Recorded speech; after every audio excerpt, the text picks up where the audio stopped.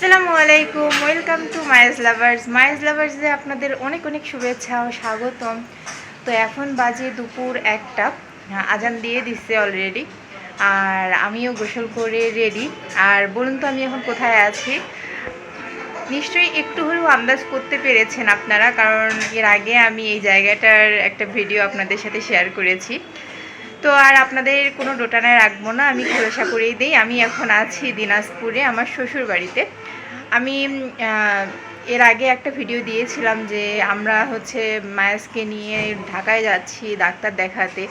তো আমি খুবই সরি যে আমি আপনাদের সাথে ঢাকা যাওয়ার পর থেকে কোনো ব্লগ শেয়ার করতে পারিনি। আসলে আমরা এতটাই ব্যস্ত ছিলাম মায়াসকে নিয়ে, যেহেতু আমাদের বাবুর হচ্ছে 2টা ডাক্তারের অ্যাপয়েন্টমেন্ট ছিল। তারপর অ্যাপয়েন্টমেন্ট দুটোই আমরা হচ্ছে রংপুর থেকে নিয়েছিলাম, কিন্তু সিরিয়াল নেওয়া ছিল না, যেটা ডাক্তারের ওখানে গিয়ে আমাদের সিরিয়াল নিতে হয়েছে।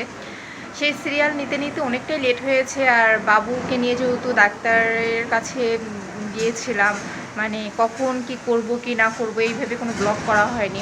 ঢাকা থেকে একদম সরাসরি আমরা দিনাজপুরে চলে যাই। আসলে ঢাকায় তো আসলে আমরা ঘুরতে যাইনি, যেহেতু গিয়েছি বাবুকে ডাক্তার দেখানোর জন্য, তাই ওকে নিয়েই ব্যস্ত ছিলাম।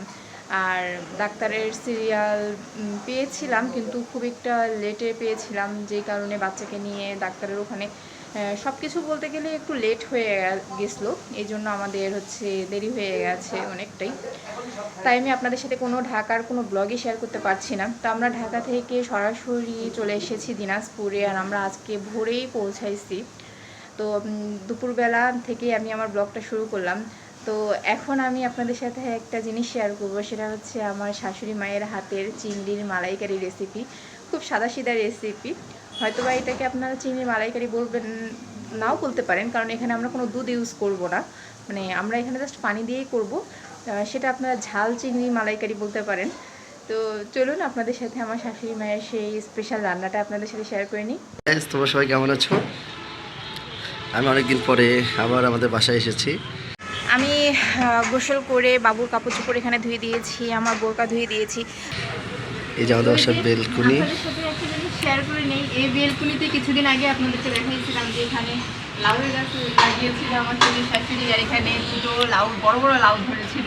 কিন্তু সেই লাউ গাছ এখন কাটে দিয়ে এখন গাড়া হয়েছে হচ্ছে এটা শশা গাছ, তাই না? শশা গাছ। সেই শশা গাছে ফুলও ধরেছে দেখেন, আর কয়দিনের মধ্যে মনে হচ্ছে যে শশা ধরে যাবে। তো এখন আপনাদের সাথে আমি শেয়ার করতে যাচ্ছি, চলেন, আমার শাশুড়ি মায়ের হাতে চিংড়ি মাছের রেসিপি। তো এই যে আমাদের চিংড়ি মাছ, আমি হাত দিয়ে দেখাইনি, এই যে একটু মাঝারি ছোটো টাইপের। এখানে হচ্ছে কতটুকু চিংড়ি আছে? হাফ কেজি, একটু বেশি আছে, হাফ কেজি একটু কম, হাফ কেজির কম। এখন আমরা শুরু করব রান্না। কড়াইটা একটু গরম হয়নি, এই ময়লা নাড়া যাবে না, রান্নাঘরে চলে আসছে। ওইদিকে গেলা, ওই দিক থেকে আবার রান্না করে আসলে কেন? এই যে আমরা রান্না করতে আসছি, এই যে মায়াস অলরেডি চলে আসছে হামাগুড়ি দিয়ে দিয়ে।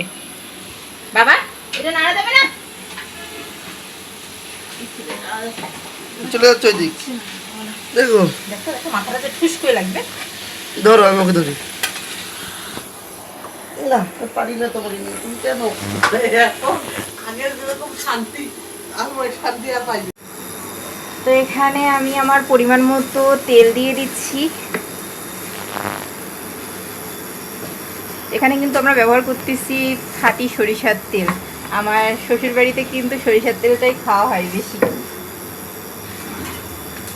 তেলটা গরম হয়ে যাবে, তারপর এখানে আমি দিয়ে দিচ্ছি পেঁয়াজ কুচি আর মরিচ কেটে রেখেছি ফালি করে সেটা।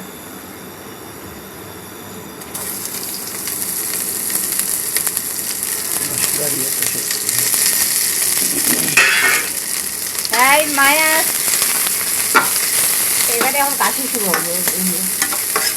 এখন এটা ভালোভাবে নেড়ে চেড়ে নিচ্ছি। সরিষার তেলের ঝাঁজটা দিয়ে দেখতো একদম চোখে নাকে লাগছে। পেঁয়াজটা যখন বাদামি বাদামি হয়ে আসবে তারপর ফিরে আসছে। দেখতে পাচ্ছেন পেঁয়াজ আর মরিচটা ভাজা ভাজা হয়ে আছে। এটা যাতে পুড়ে না যায় এই জন্য আমি একটু সামান্য পরিমাণ পানি দিয়ে দিলাম।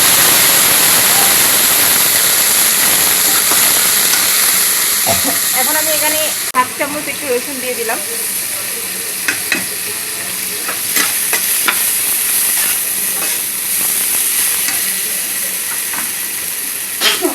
আর এখানে আমি ইউজ করতেছি 1 চামচ আদা বাটা।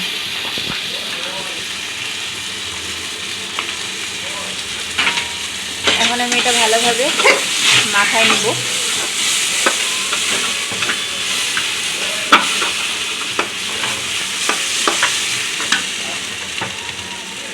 আর একটু পরিমাণ পানি দিয়ে দিচ্ছি।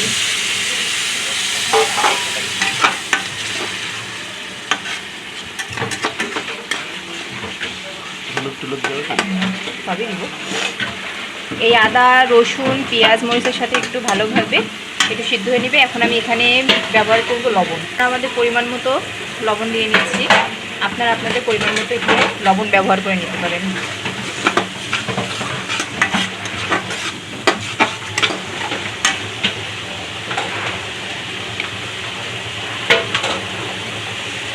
আর দিচ্ছি এখানে 1 টেবিল চামচ হলুদ।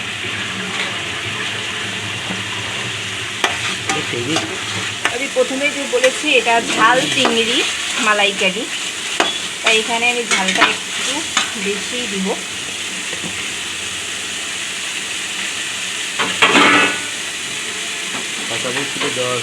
এখানে আমি 1 চামচ ভর্তি করে লঙ্কা মরিচ দিয়ে দিলাম।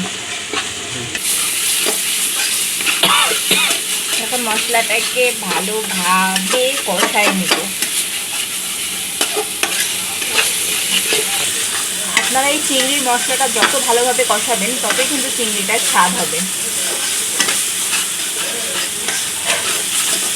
আমি আবার একটু এখানে পানি দিয়ে নিলাম। এবার আমি এখানে ইউজ করব ধনিয়া গুঁড়া আর জিরা গুঁড়া।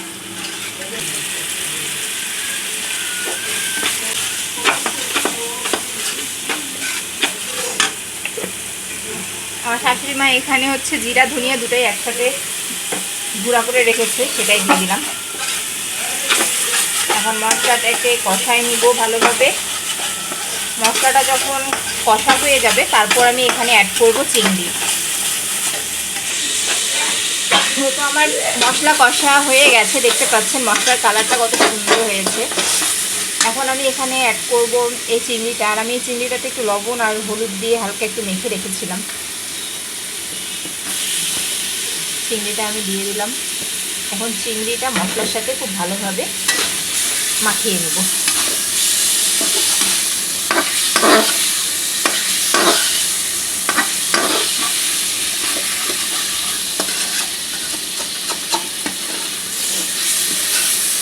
আসলে এই পুরো রেসিপিটা কিন্তু আমার শাশুড়ি মায়ের, মানে আমার শাশুড়ি মা যেভাবে করে আমি সেভাবেই করার চেষ্টা করছি। দেখা যাক কেমন লাগে আমার এই রেসিপি। আর শাশুড়ি মাই করতো, কিন্তু দেরি হয়ে গেছে। শাশুড়ি মাটাই গোসলে গেছে, গোসল থেকে বেরিয়ে নামাজ পড়বে, তারপর আমাদের খাওয়া দাওয়া, তাই রান্নাটা আমি শুরু করে দিলাম। সকাল থেকে কিন্তু আমার শাশুড়ি মা একটু ব্যস্তই ছিল। দেখুন চিংড়ির কালারটা কি সুন্দর লাল হয়ে এসেছে। আমি চিংড়িটা এভাবেই ভালোভাবে কষিয়ে নিব। কষে তারপর ঝোলের পানি দিয়ে দেবো। আমার কাছে মনে হচ্ছে তেল মনে হয় একটু কম পড়ে গেছে, তাই আমি আরেকটু পরিমাণ তেল দিয়ে দিলাম।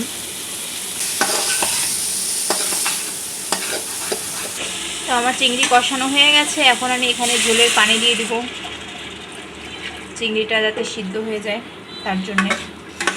সিদ্ধ হয়ে তো এটাই ঝোল হবে না? হ্যাঁ, এটাই ঝোল হবে। ঝোল না, মাখো মাখো ঝোল, মাখো মাখো ঝোল রাখো। কিন্তু এই চিংড়ির ঝোল দিয়ে কিন্তু ভাত খেতে বেশি টেস্ট, এই জন্য আমি ঝোলটা একটু বেশি রাখবো। আমি তো চিংড়ির সাথে শুটকি মাছের ভর্তা দিয়ে খাবো।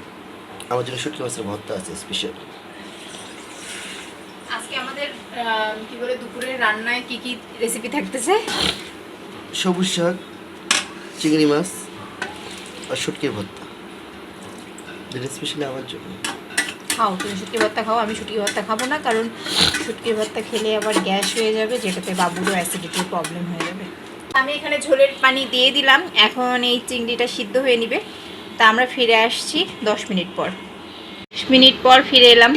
দেখুন চিংড়ির কালারটা কি সুন্দর হয়েছে। ঝোলটা আরেকটু কমে আসবে, আর এই ঝোলটা কমে আসলে তারপর হালকা একটু জিরা গুঁড়া ছিটিয়ে দিব, তাহলে আমার রান্না কমপ্লিট। তো চিংড়ির ঝোল কমে এসেছে, এখন শেষমেশ একটু জিরা গুঁড়া ছিটিয়ে দিব।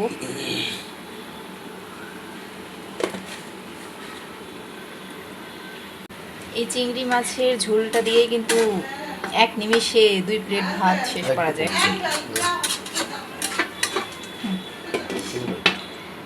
তো আর 2 মিনিট পর চিংড়ি মাছ নামিয়ে ফেলবো। টানটানা, এই যে আমার চিংড়ি মাছের রেসিপি একদম কমপ্লিট। দেখুন চিংড়ি মাছের কালারটা যা সুন্দর হয়েছে, আমার তো এখনই খেতে ইচ্ছা করছে। তো আমার শাশুড়ি মা এখন চিংড়ি মাছটাকে ঢেলে নিচ্ছে একটা বাটিতে। আমাদের এখন দুপুরের লাঞ্চ করা হবে।